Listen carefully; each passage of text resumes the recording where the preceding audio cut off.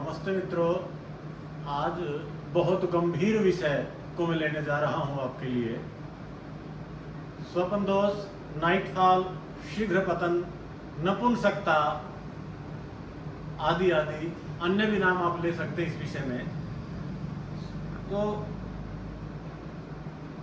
औषधियां बहुत सारी हैं, उपचार बहुत हैं, लेकिन पहले हम चर्चा करेंगे कारण क्या है। बचपन की गलतियों को बहुत लोग दोहराते रहते हैं, हो भी जाती हैं, कोई शक नहीं है, लेकिन उसके साथ साथ और बहुत सारी गलतियां हैं जिसको विद्वान लोग, वैद्य लोग चर्चा नहीं कर पाते, बता नहीं पाते, या अनुभव में वो चीज़ें नहीं आ पाती। तो मैं आपको कुछ ऐसी ऐसी बारीक चीज़ें बताऊंगा जिन्हें आप सुन करके, समझ करके हतप्रभ रह जाएंगे, और जिनके साथ ये घटनाएं हो रही हैं वो भी कहेंगे हाँ वास्तव में ये चीज़ ठीक कही आपने। तो पहले हम कारणों पर चर्चा करते हैं। बचपन की गलतियां एक कारण है, सही है। गर्म भोजन दूसरा कारण, गर्म दूध आदि या गर्म भोजन खाना। अगला, बहुत चिल्ड खाना भी उतना ही हानिकारक होता है जितना गर्म खाना होता है। दूसरा, अति भोजन, ओवर ईटिंग, बहुत ज्यादा ठूस ठूस करके हम पेट भर लेते हैं तो ये समस्याएं आएंगी आपको, निश्चित रूप से आने ही वाली हैं। और यदि भूखा पेट रहते हैं तो भी गर्मी बढ़ती है, तो भी ये समस्याएं आती हैं।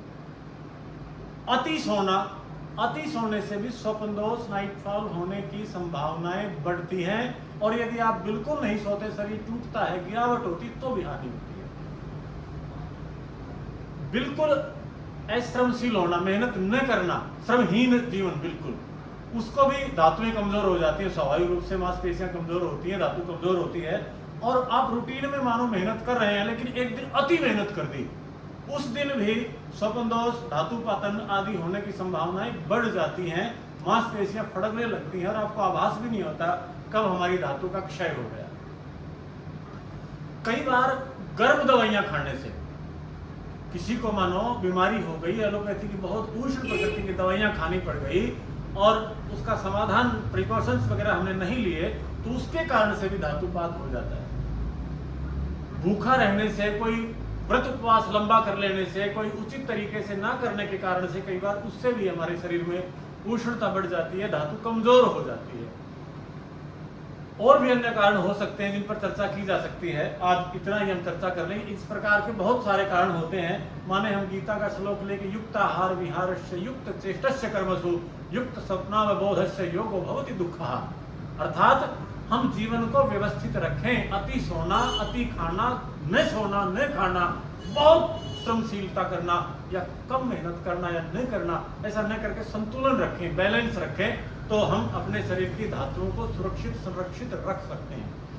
अगला विषय है बचपन की गलतियां। वो कई प्रकार की हो सकती है, हस्तमैथुन आदि, या दुष्चरित्र बच्चों की संगति भी हो सकती है, अश्लील चलचित्र आदि देखना। आजकल तो ये मोबाइल फोन के अंदर सब कुछ उपलब्ध है, हम न चाहते हुए अपने बच्चों को बचा नहीं पाते हैं, और बच्चे भी अज्ञानतावश उन चीज़ों की ओर आकर्षित हो जाते हैं, और फिर उनका प्रभाव आप सब जानते ही हैं, बच्चों के मन पर, शरीर पर पड़ता ही है।